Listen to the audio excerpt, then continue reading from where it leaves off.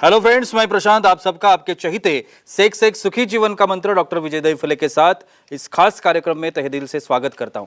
दोस्तों, हमें जब भी कोई मेडिकल इमरजेंसी आती है या फिर स्वास्थ्य से जुड़ी कोई भी परेशानी सताती है, तब हम क्या करते हैं? सबसे पहले हम वो सारी चीजें हमारे फ्रेंड्स या फैमिली के साथ शेयर करते हैं। पर दोस्तों, जब भी हमें कोई सेक्स से जुड़ी परेशानी सताती है, तब हम ऐसा नहीं कर पाते, क्योंकि इस बारे में बात करने में हम झिझकते हैं, हमें शर्म आती है। पर दोस्तों, अब शर्माने की बिल्कुल जरूरत नहीं, क्योंकि डॉक्टर विजय दहीफले आपके सारे सेक्स रिलेटेड सवालों के जवाब बहुत ही पॉजिटिव तरीके से जरूर देंगे। दोस्तों, शो को शुरुआत करते हैं, लेकिन उसके पहले जान लेते हैं डॉक्टर विजय दहीफले इनके बारे में। डॉक्टर विजय दहीफले ये एक जाने माने सेक्सोलॉजिस्ट, यूरोलॉजिस्ट और एंड्रोलॉजिस्ट है। डॉक्टर दहीफले जी के क्लिनिक औरंगाबाद, हैदराबाद, दिल्ली में द्वारका, पुणे तथा नवी मुंबई में नेरुल, दादर, अंधेरी, कल्याण, नासिक, अहमदाबाद और दुबई में भी है। डॉक्टर विजय दहीफले जी का भारत तथा अन्य देशों में कॉन्फ्रेंसेस और सेमिनार के लिए हमेशा आना जाना रहता है, जिसमें वे सेक्स संबंधी सभी समस्याओं पर सलाह एवं मार्गदर्शन करते हैं। तो चलिए शो को शुरुआत करते हैं। डॉक्टर साहब हमारे साथ है। Sir, welcome to the show. नमस्ते। आप सभी जानते हैं कि छोटे छोटे वीडियोस है, लेकिन जानकारी बहुत इंपॉर्टेंट है, जिसे हम साइंटिफिक इंफॉर्मेशन भी कह सकते हैं। आज का जो टॉपिक मैंने लिया है, लिंग के विभिन्न आकार। पिछले कुछ एपिसोड्स में मैंने इसके बारे में ही डॉक्टर साहब से बात की थी। आज भी ऐसे ही कुछ आकार है जिनके बारे में हम लोग जानकारी लेने की कोशिश करेंगे। सर, जैसे मैंने अभी कहा कि लिंग के विभिन्न आकार के बारे में हम लोग बात कर रहे हैं पिछले कुछ एपिसोड्स में।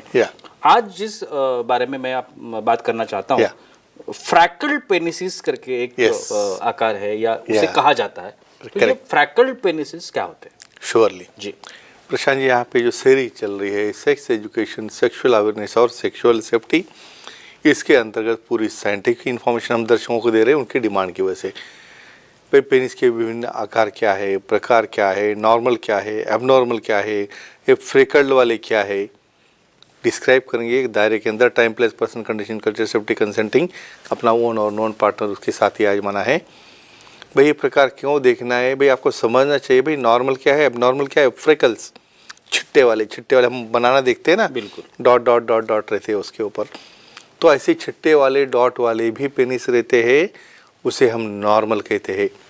लेकिन कब उसे नॉर्मल नहीं कहना, कब उसे एबनॉर्मल कहना और कब उसे हानिकारक है ऐसा कहना, ये शो में हम देखने वाले हैं वन बाय वन। बहुत बार सर ऐसा होता है कि फ्रेकल्ड पेनिसिस में डॉट डॉट, जैसे आपने अभी कहा, तो वैसे ही इन्फेक्शन में भी होता है, या फिर कैंसर जैसी समस्या है उसमें भी होता है।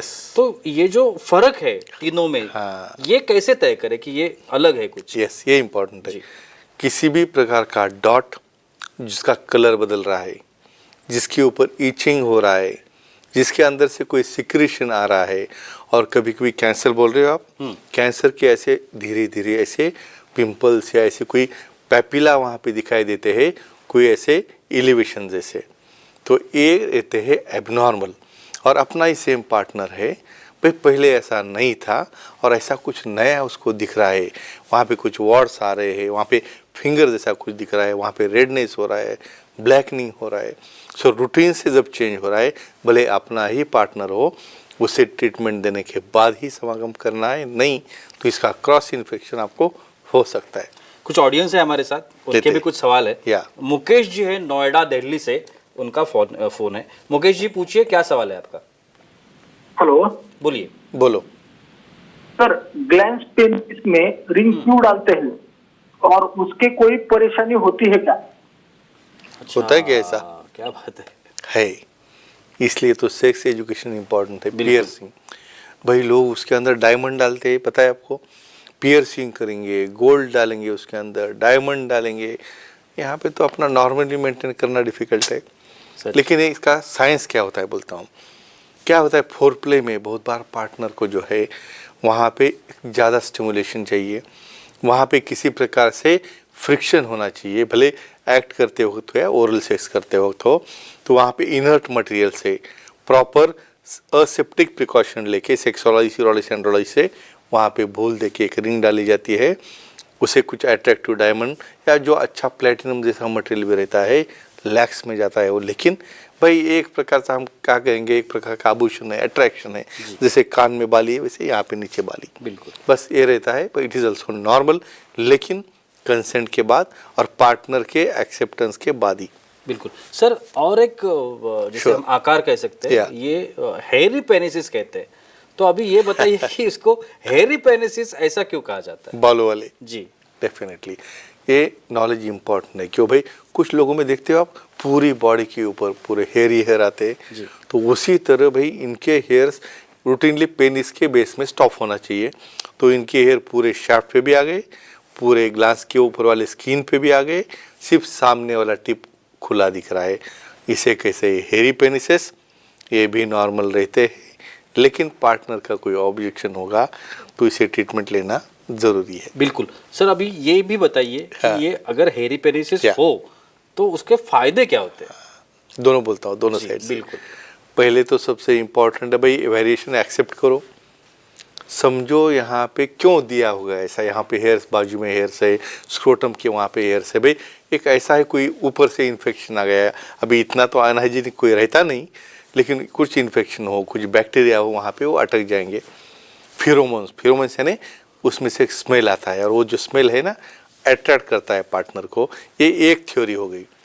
दूसरी थ्योरी, भाई फीमेल पार्टनर को लग रहा है भाई ये मुझे अच्छा नहीं लग रहा है, वो ओरल सेक्स करते हो तो कुछ प्रॉब्लम मुझे आ रहा है, तो वहाँ पे कुछ थोड़ा सा थ्रेड भी चला गया है ना, बहुत अनईजी फीलिंग आता है, तो भाई उसको प्रॉपरली शेव करो, या लेजर से भी आप उसको रिमूव कर सकते हैं, डिपेंड्स अपने पार्टनर के चॉइस के ऊपर। बिल्कुल। हमारे कुछ फीमेल ऑडियंस लेते वो भी हमारे साथ है। बेंगलोर से नम्रता जी है, उनका सवाल है।